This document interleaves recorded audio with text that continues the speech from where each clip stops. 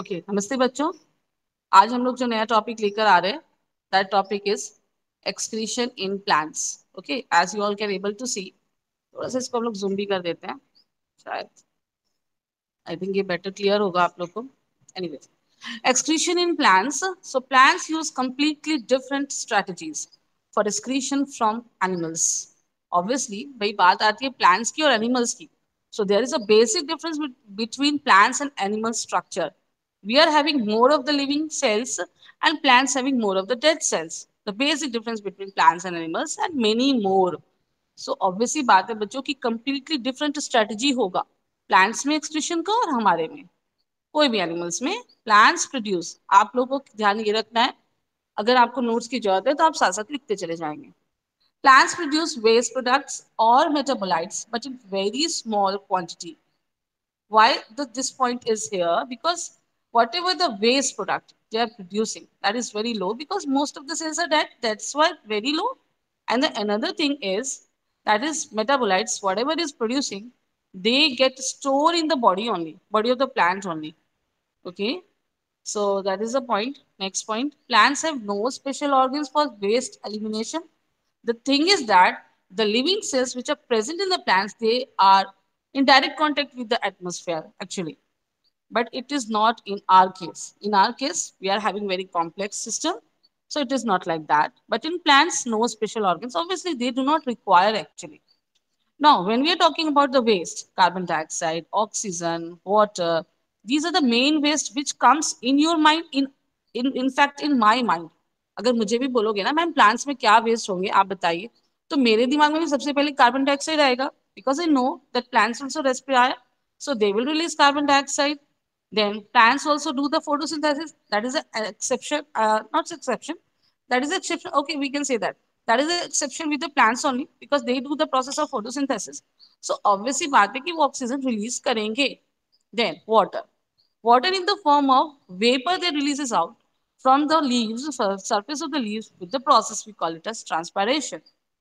So these are the three main waste products which comes in your mind even, and these are the three. But other things are also there that we come to know in 10th NCRT, through NCRT book, and even in 10th we come to know like transpiration and guttation. See guttation मेरे पहले के lectures में maybe मैंने नहीं डाला होगा तो I will put that guttation topic, no problem.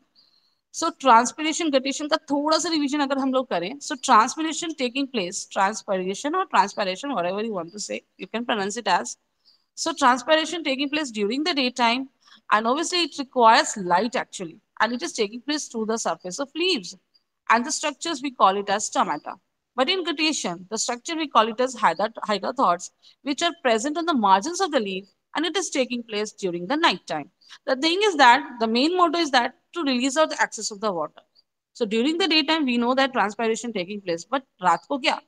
What they do?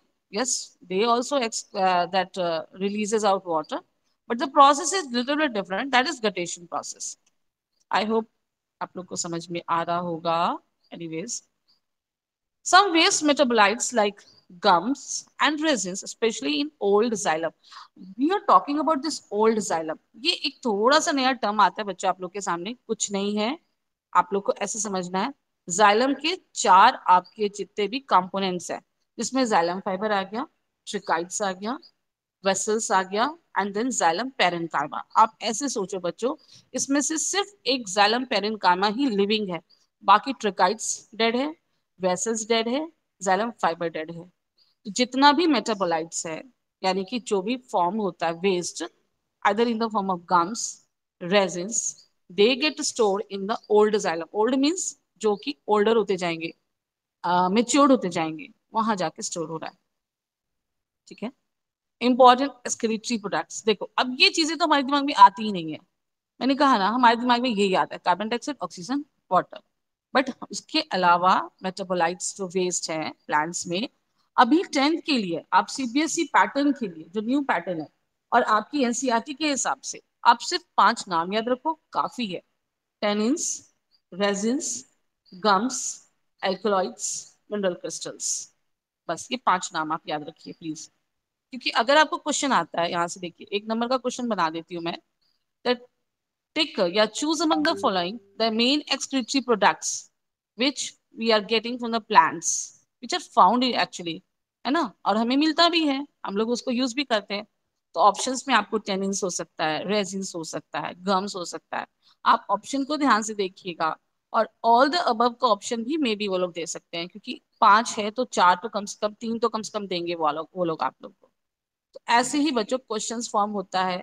जब भी आप लोग नोट्स पढ़ते हो मैम के, या कोई भी कोचिंग के किसी भी तरह के नोट्स आप पढ़ते हो, ट्राई टू फॉर्म, या इनफैक्ट आप एनसीईआरटी पढ़ते हो, try to form objective questions, की हाँ अपना दिमाग को आप दौड़ाइए कि किस तरह के ऑब्जेक्टिव क्वेश्चंस बन सकते हैं।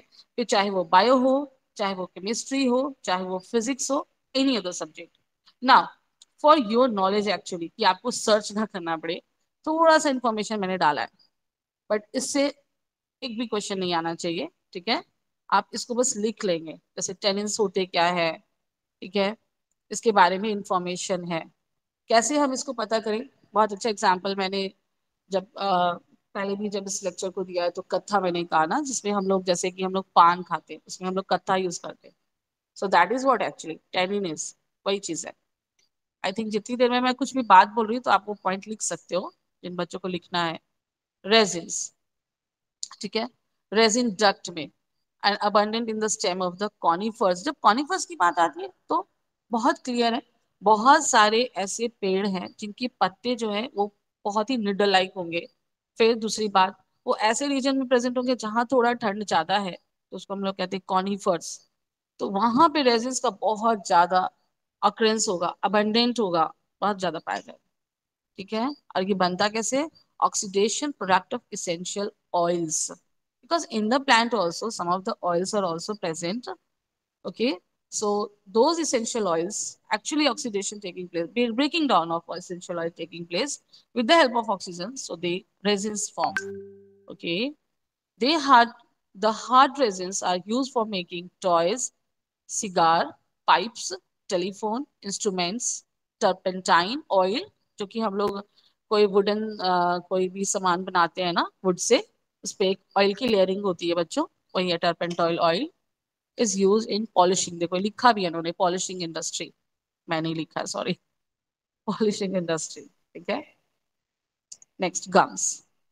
सो these are secreted by the breakdown of the cell wall. आप लोगों ने, पता नहीं आप लोग इतने लकी हो कि नहीं, बट हम लोग जब भी बचपन में अभी कभी विलेज साइड गए, है ना, हमारी छुट्टियां यही होती थी। आप लोग के समय में छुट्टियां होती है कि भाई आप लोग घूमने जाते हैं, कहीं पहाड़ों पे चले गए, कुछ भी, अभी तो खैर सब बंद है। हम लोग की छुट्टियां होती थी, हम use to come to our village, visit village. तो हम लोग लकी हैं, we have seen, maybe आप लोगों ने भी कुछ देखा होगा किसी बच्चे ने। सेल वॉल ब्रेक करोगे ना, ऐसे पर्टिकुलर प्लांट ही होता है जहाँ पे गम का डिपोजिशन ज्यादा होता है, उसको तोड़ोगे तो आपको एडहेसिव सब्सटेंस आपके हाथ में लग जाएगा, ठीक है। उसको हम लोग मजाक मजाक में गोंद का पेड़ बोला करते थे बच्चों। So this is actually the excretory product which is actually deposited in the plants only. Where it get deposited, that is more important. That is cell walls. Okay. So carbohydrates and dissolving water to form. फिर उसी को हम लेकर adhesive बना सकते हैं। Adhesive का मतलब तो मेरे ख्याल से सबको क्लियर होगा, कोई भी पदार्थ ऐसा, कोई भी सब्सटेंस ऐसा जिसे हम स्टिक कर सकते हैं, ठीक है, किसी दूसरे सब्सटेंस को। Okay, alkaloids. So these are excretory-based products of protein metabolism. Plants में protein है, they are not getting it, no problem. They are getting in the form of nitrate, nitrite from the soil, but they are converting it into protein only, and then the metabolism of protein taking place in plants also, बच्चों, जैसे हमारे body में होता है. So when the metabolism of protein taking place, what the main excretory product? That is alkaloids. So abundant in roots, seeds, leaves, wood, bark, etc.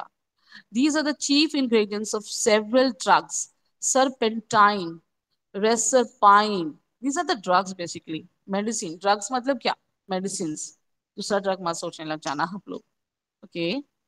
So alkaloids. Okay. ये हो गया. Mineral crystal से मैंने पहले भी कहा है, क्वेश्चन बन जाता है। इनफैक्ट एल्कोलाइट से भी एक क्वेश्चन बन जाता है कि अगर एक्सक्रीटरी बेस्ड प्रोडक्ट हम कहें कि प्रोटीन का मेटाबॉलिज्म होगा प्लांट्स में, तो क्या प्रोड्यूस होगा? तो ठीक है ना, आप एक नाम याद रख सकते हो ना, एल्कोलाइड होगा।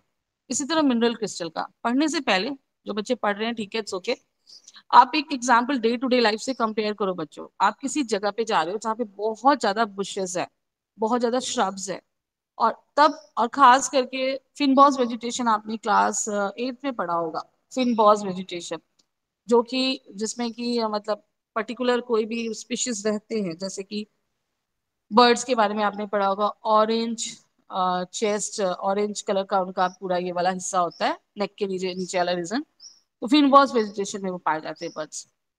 ठीक है, मैं ये फिनबॉस वेजिटेशन क्यों बोलना चाह रही हूँ आपको, या मतलब मेरा कहने का मतलब ये है कि कोई भी घास जिसको हम कहते हैं ग्रास, है ना, खासकर बहुत बड़ी हो, तो छोटी हो तो फिर भी ठीक है, आप उस पर अगर बेयर फुट चलो तो आपको गड़ेगा, वो फील होगा आपको कि हाँ थोड़ा सा रफ लगेगा। और इसी को थोड़ा सा बुशेस आप चले जाओ, श्रब्स वाले हिस्से में, जरा बड़े बड़े ग्रास वाले हिस्से में चले जाओ। एक कारा भी दिया है बच्चों ने यहाँ पे example, it deposited on the cell wall of grasses in कारा। ठीक है, तो आपको वहां पे डिपोजिशन, ये जो एक्स्ट्रा जो एक रफनेस आ रही है ना बच्चों, कई बार उससे हाथ भी कट सकता है, ये because of the deposition of mineral crystal होता है। ये याद रखिएगा आप हमेशा, एक नंबर का question, important mineral crystals is silica. So that is what the important mineral crystal which is coming out, and these are deposited where? These are deposited within the cell, present outside the cell. One of the important mineral crystal, that is silica. Okay, जिसका तो example है grasses and cara. Last, how do leaves of plants help in excretion? NCERT में ये इस पे बहुत focus किया हुआ है। ठीक है, सबसे पहले अगर ये क्वेश्चन, जब हम लोग जब तक सब्जेक्टिव पैटर्न पे थे हम लोग, अभी भी हमारा फाइनल तो सब्जेक्टिव ही होगा, बट फाइनल में ये चैप्टर नहीं आ रहा अकॉर्डिंग टू न्यू पैटर्न, है ना। लाइफ प्रोसेस सिर्फ फर्स्ट टर्म में आ रहा है, फाइनल में हम लोग नहीं सब कर रहे हैं आप लोग को। तो how do leaves of plants help in excretion, ये भी इंपॉर्टेंट है, आपको पढ़ना है। बहुत सारे छोटे छोटे क्वेश्चंस देखो कैसे बना रही हूँ मैं। Many plants store waste material in the vacuoles of mesophyll cells. So plants, question सुनो, plants store waste material in the which, या in the dash, in the dash of mesophyll cells, या in the vacuoles of dash, दोनों हो सकता है बच्चों। Vacuoles answer आपको लिखना पड़ सकता है, आपको मेसोफिल सेल्स, यानी दोनों याद होना चाहिए। Mesophyll cells are the part of the leaves होता है ये बच्चों, याद रखना। Epidermal cells of the leaves, epidermis सबसे ऊपर की लेयर होती है लीव्स का, जब आप स्ट्रक्चर देखोगे तो एपिडर्मिस, मेसोफिल सेल्स, वैक्यूल से सारे स्ट्रक्चर आपको मिलेंगे। इनमें वेस्ट मटेरियल जाकर स्टोर हो जाता है व्हेन ओल्ड लीव्स फॉल। अब जब ये किसी, इनको अपना waste material for example remove करना है, हमें अपना वेस्ट मटेरियल रिमूव करना है, so easy, we are doing with the help of the process we call it as excretion, that is urination. And another way is egestion. So egestion को please आप excretion से confusion मत कीजिएगा, कल भी बोल रहे थे बच्चे, तो वो उसको कंफ्यूजन मत कीजिएगा। एक्सक्रीशन की बात करेंगे हम लोग, इजेशन की बात हम करेंगे ही नहीं। ठीक है, तो एपिडर्मस, तो the plants actually when they want to excrete out ना, what they do, they wither off their leaves, वो अपने लीव्स को गिरा देते हैं, बस उनका एक्सक्रीशन हो गया प्रोसेस। सो अल्टीमेट जिसको हम कहते हैं बच्चों कि फाइनल जो उनका एक्सक्रीशन का तरीका है, वो लीव्स को विदर ऑफ करना ही है। विदर ऑफ मतलब गिराना, झाड़ना, जिसको हम लोग हिंदी में वर्ड यूज करते हैं। फिर बाकी ये पॉइंट तो बहुत क्लियर है आप लोग को, leaves have stomata, these structures help in the excretion of gases like carbon dioxide, oxygen, है ना। ये वाला तो मैंने अभी शुरू में भी डिस्कस किया, कार्बन डाइऑक्साइड ऑक्सीजन लिबरेट करेंगे फ्रॉम द स्टोमेटा।